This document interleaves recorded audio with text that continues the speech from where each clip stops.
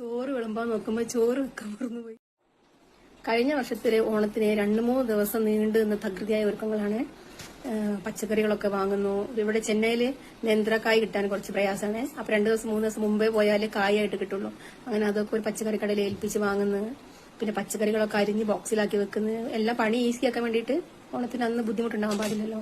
പിന്നെ ഓണത്തിന് അന്ന് രാവിലെ എണീറ്റിട്ട് സാമ്പാർ വെക്കുന്നു, അവിയല്, കൂട്ടുകറി, പുളിയിഞ്ചി, പച്ചടി, തോരൻ എല്ലാം സൂപ്പറാക്കി സെറ്റാക്കി ഇലയൊക്കെ വെച്ചിട്ട് ഫോട്ടോ വീഡിയോസും ഇമ്പോർട്ടന്റ് ആണല്ലോ നമുക്ക്.